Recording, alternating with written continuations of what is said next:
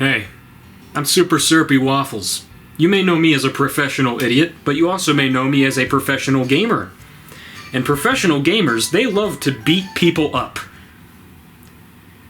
Fictional people. I should really preface it. Fictional people. Yeah, everybody knows what fighting games are. We all know them, we all love them, and if you don't, well, you probably just kicked your controller out the window after a combo you didn't see coming.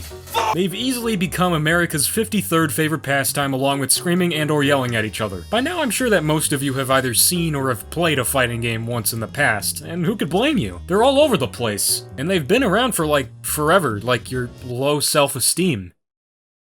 You stupid freak. There are a ton of pretty fantastic games in this genre that have left a permanent mark on our hearts. But before we can go about talking about them, we gotta talk about a game that I really don't like. Street Fighter. No, not the whole series. Calm down, people. I'm talking about Street Fighter 1. Ah, yes, Street Fighter 1. The awkward first date of video games. The date before something better came along. Street Fighter 1 was the first competitive fighting game released way back in 1987. And despite the fact that it was a major success for Capcom, looking back, it's pretty easy to see why absolutely nobody talks about this one anymore. Of course, anything that's the first of its kind is vulnerable to have some problems, but let's just brush that off for now and look at this with a fresh pair of non-opinionated eyes.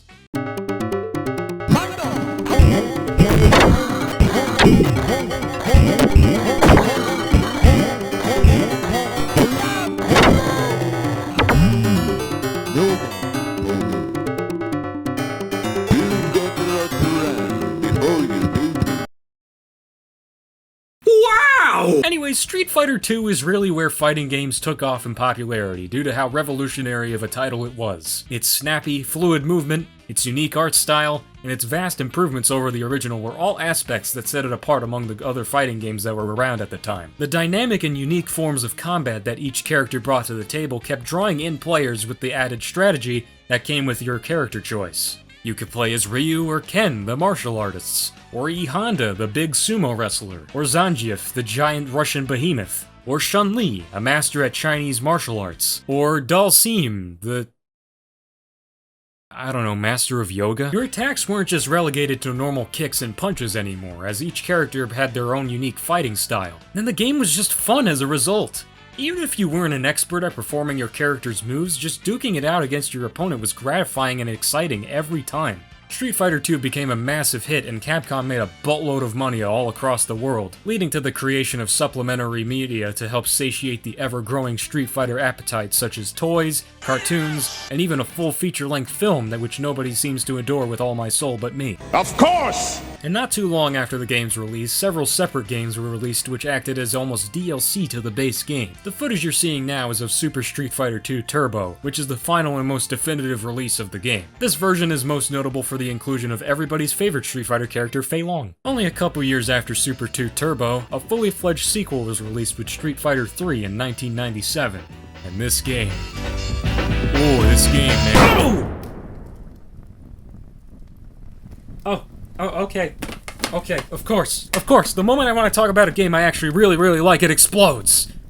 Did this ever happen to you? Of course! Well, I guess because my copy of Street Fighter 3 has been completely destroyed, all I got right now is Dragon Ball Z Budokai 2 for the PlayStation 2. Oh god, that's all I have. Dragon Ball Z Budokai 2 is just one of the 15 billion different Dragon Ball fighting games, and just so happens to be the worst one I've ever played. The one I'm most familiar with is Fighter Z, and I gotta say, I've always been a much bigger fan of 2D fighters, so this game absolutely doesn't suit my tastes at all. And what better way to set up your fighting game than to have its main gameplay loop surround what could only be described as a precursor to Smash Tour from Smash 4 on the Wii U. God, what the hell is this? I don't even know what the controls are! Remember the time Raditz and Nappa showed up on Earth at the exact same time? Yeah. No? Oh god, this combat sucks. Why are Raditz attacks named after the days of the weekend? Why do these graphics look so bad even for the PS2? Why does this game feel like shovelware? Why is Nappa looking for balls? I'll search for the balls. Because 2 fingers is all he needs. Man, this blows. I just want to get back to playing a good game like Street Fighter 3. Or I could play Marvel vs. Capcom 2. Oh boy, not even 6.5 minutes into the video and we're already on to our third Capcom fighting game. I'm not sure if that's a sign of my one-note tastes or a sign of how everybody else's attempts at making fighting games are terrible. I feel like not many people talk about how weird Marvel vs. Capcom 2 specifically is. When you think of Marvel characters, big badass heroes versus equally badass characters from some of the most incredible video games of all time, what kind of music do you think it would have?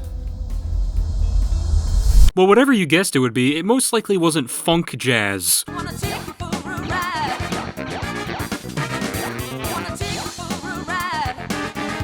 I'm not saying the music's bad or anything, it's just that in terms of tone, I have no idea what it's trying to do. But in terms of gameplay, man, this feels heavenly. I'm probably playing like total crap, but the first time I picked up the controller, everything just clicked. Everything just flows into each other so nicely. Every character, no matter what shape or size, can all just be picked up and played effortlessly. You really can just go to town. And you know what? Screw this jazzy soundtrack. I'm throwing on my own jam. This is the love making. This is the love making. This is the love making all the time. This is the love making. This is the love making. This is the love making all the time. Oh, this game is awesome. Play this as soon as you can. It really is that good. Marvel vs. Capcom 2 is my favorite fighting game of all time.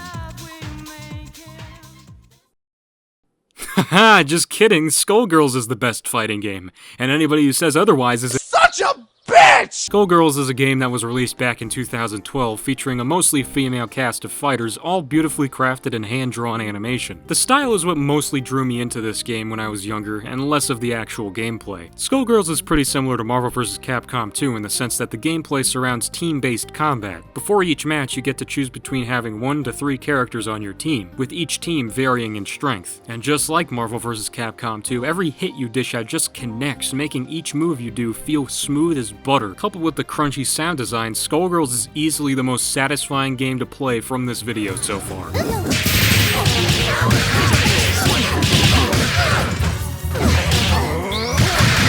That's the real shit, baby! Give it to me! I don't think I can consider a single character in this game bad aside from Painwheel, who is completely useless and sucks. Each and every one of them have their own exaggerated fighting style based on their character designs. Peacock is easily the best example of this. Her whole gimmick is that she looks like she was ripped straight out of a classic Warner Brothers cartoon with a moveset to match. Or Misfortune, an immortal cat lady who can detach her body parts and chuck them at your opponent. Or Big Band, a giant dude made out of musical instruments. Seriously, I could go on all day about talking about these characters, as all of them are seriously cool in their own special ways. They all feel like they could be main characters for their own games.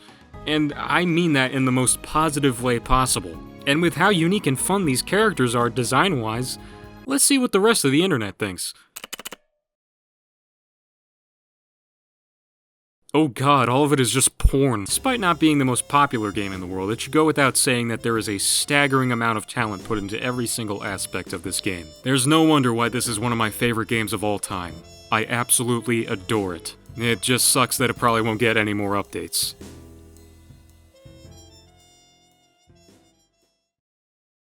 Well, there you have it. Fighting games. They'll make you laugh, they'll make you cry, and they'll even take you for a ride. But hey, that's what we're all really here for, right? Or, you know, we could all just play Mario Kart and pretend we're friends again. Until Ba-Bomb Blast. And until then, let's just consider each other former acquaintances.